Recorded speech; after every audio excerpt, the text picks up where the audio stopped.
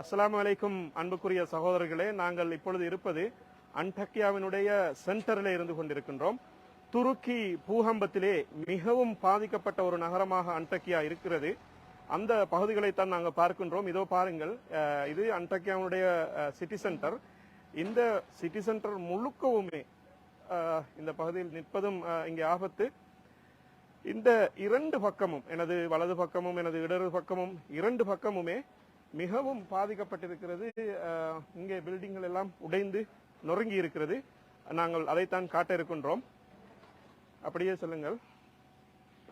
இதோ இதோ இருக்கின்ற இந்த பகுதி. இந்த இடிபாடுகள் உண்மையில் இன்னும் பல வருடங்கள் நீடிக்கின்ற ஒரு பிரச்சனை. இது இன்றைக்கு நாளைக்கு அல்லது 5 நாட்கள் 10 நாட்கள் மாதக்கணக்கில் முடிகின்ற பிரச்சனை அல்ல. இந்த ஏரியாவில் இன்னும் ரெஸ்கியூ ஒர்க்குகள் ஆரம்பிக்கப்படவில்லை. இதுதான் பிரச்சனை. உண்மை, துருக்கியை பொறுத்த வரைக்கும் ரெஸ்கியூ ஒர்க்கர்ஸுக்கான தட்டுப்பாடு நிலவிக் கொண்டிருக்கிறது. எங்களால் அதற்கு உதவ முடியும். ஐரோப்பிய நாடுகளில் உள்ள சகோதரர்கள் அவர்களுடைய ஏரியாக்களில் உள்ள எம்பிகளை அணுகி பாராளுமன்றத்துக்கு ஒரு அழுத்தம் கொடுப்பதற்கு வாய்ப்புகளை பயன்படுத்திக் கொள்ளலாம். அதன் மூலமாக இவர்களுக்கு உதவ முடியும். பண உதவி செய்து நிவாரணப் பொதிகளை வழங்குவது அவர்களின் பசி தீர்ப்பதற்கான உதவியாக இருந்தாலும் கூட இந்த ரெஸ்கியூ வேலைகள் ஆரம்பிக்கப்பட வேண்டும். இதற்குள் எத்தனையோ ஆயிரம் உயிர்கள் இன்னும் மாண்டிருப்பதற்கான வாய்ப்புகள் நிறையவே இருக்கிறது. இதோ பாருங்கள், இங்கும் கட்டிடங்கள் சுக்குநூறாகவே இருக்கிறது. இதோ இந்த கார்களை பார்த்தால் அப்படியே நிப்பாட்டி வைத்த இடத்திலிருந்தே தூக்கி வீசப்பட்டது போல் இருக்கிறது. நாங்கள் வரலாற்று புத்தகங்களிலும் அல் குர்ஆனிலும் ஹதீஸிலும் இந்த நிலங்களை புரட்டி போட்ட விதங்கள் பற்றியும் பூகங்கள் பற்றியும் வரலாறுகளை படித்திருக்கின்றோம். ஆனால் உண்மையிலேயே அந்த வரலாற்றை உண்மைப்படுத்துவது போல கண்கூடாக காணக்கூடிய ஒரு காட்சியை நமது வாழ்நாளிலே இப்படி ஒரு காட்சிதான் மிக பயங்கரமான ஒரு காட்சி. துருக்கியை பொறுத்த வரைக்கும் 1939 பெரியதொரு பூகம்பம் ஏற்பட்டிருக்கிறது. ஆனாலும் அதனை விட இதை பாருங்கள், இந்த கட்டிடங்களை பாருங்கள். உண்மையிலேயே இவைகளை அருகிலிருந்து எடுப்பதற்கு ஆபத்தான நிலைமையில் இருக்கிறது. இருந்தாலும் இதனுடைய விபரீதங்களை விளங்குவதற்காக நாங்கள் காட்டியாக வேண்டும். ஏனென்றால் எமது சகோதரர்கள் பலர் நினைக்கிறார்கள், பூகம்பம் வந்துவிட்டது, நிவாரணப் பொதிகளை அனுப்பிவிட்டோம், இத்தோடு எங்களது பணிகள் முடிந்துவிட்டதாக நினைத்துக் கொண்டிருக்கிறார்கள். நிச்சயமாக இல்லை. இது ஒரு நீண்டகால ப்ராஜெக்ட். எந்த அளவுக்கு என்றால் சுமார் 15 அல்லது 20 வருடங்கள் இந்த நாடு பின்னோக்கி சென்றிருக்கிறது. துருக்கியினால் இதனை கட்டுப்படுத்த நிச்சயமாக முடியாது. ஏனென்றால் துருக்கி ஏற்கனவே பொருளாதாரத்திலே வாழ்வாதார சிக்கலிலே சிக்கியிருக்கின்ற ஒரு நாடு. இதற்குள் இருந்து மீள்வதற்கு துருக்கியால் முடியாதிருந்த கட்டத்திலே தான் இது நடந்திருக்கிறது. ஆகவே இது ஒரு பெரிய சவாலாகவே இருக்கிறது. இதோ இன்னும் அந்த பக்கமாக நாங்கள் சென்று பார்த்தால் விளங்கும். இந்த வீடியோக்களில் 2 பக்கங்களையும் பார்த்துக் கொள்ளுங்கள், நன்றாக விளங்கும். இந்த ஒரு அன்டக்கியா சிட்டி போதும் முழு துருக்கியினுடைய பொருளாதாரமும் சரிவதற்கு. அதனைத்தான் நாங்கள் பார்த்துக் கொண்டிருக்கோம். இன்னும் நாங்கள் முன்கூட்டி கூட்டி செல்கின்றோம். இதோ பாருங்கள், இந்த 2 பக்கம் இன்னும் இதனுடைய ரெஸ்கியூ வேலைகள் ஆரம்பிக்கப்படவே இல்லை. அதற்கான எந்த விதமான ஆரம்பகட்ட பணிகளும் நடக்கவில்லை. இது ஒரு மெயின் ரோட். அந்த ரோட் தான் இப்படி பாதைகளும் இருந்தது தெரியாதது போல் இருக்கிறது. இந்த பகுதி இங்கே பாருங்கள், இந்த வீடுகள் அப்படியே தரைமட்டமாக்கி இருக்கிறது.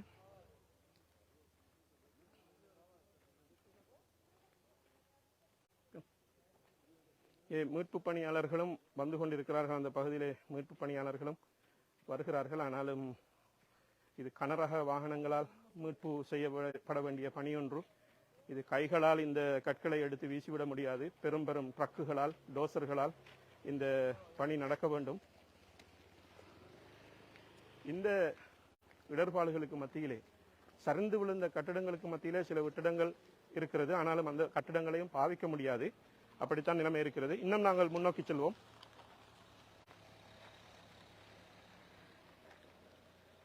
இன்னும் நாங்கள் இந்த பாதையின் 10% கூட வரவில்லை.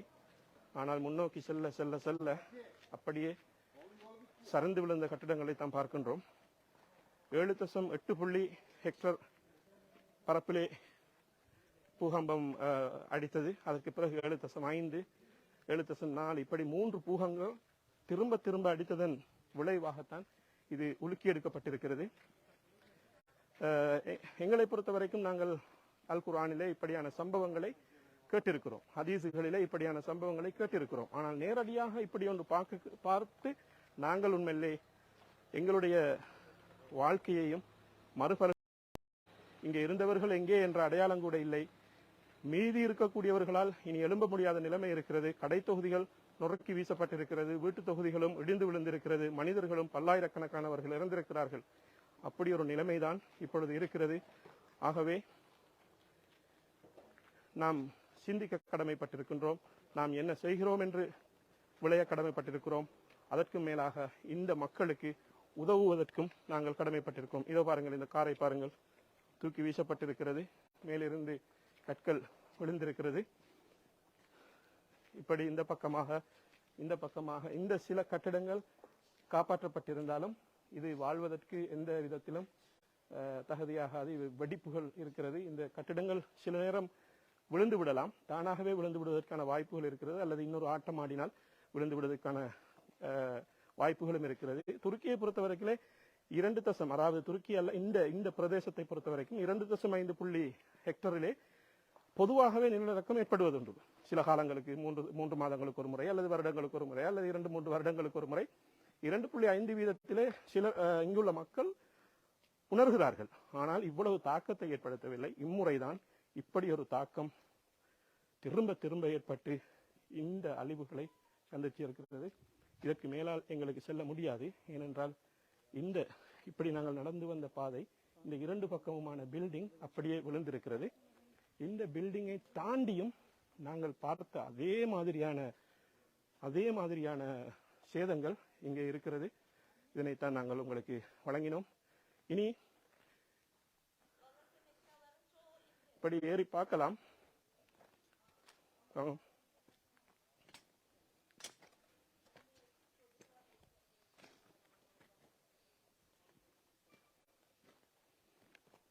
இதை பாருங்கள். அதாவது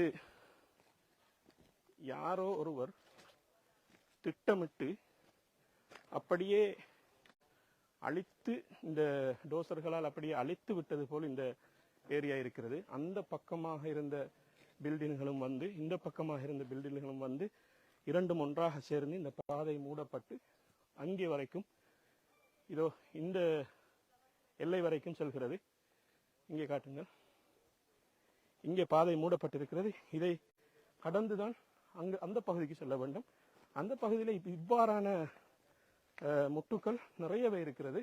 ஆகவே இங்கே ரெஸ்கியூ ஒர்க்கர்ஸ் மட்டும்தான் செல்கிறார்கள். யாரும் பொதுமக்கள் செல்வது குறைவு. எனவே நாங்கள் பார்க்கின்ற இந்த எல்லா பிரதேசங்களும் இது போலவே இருக்கிறது.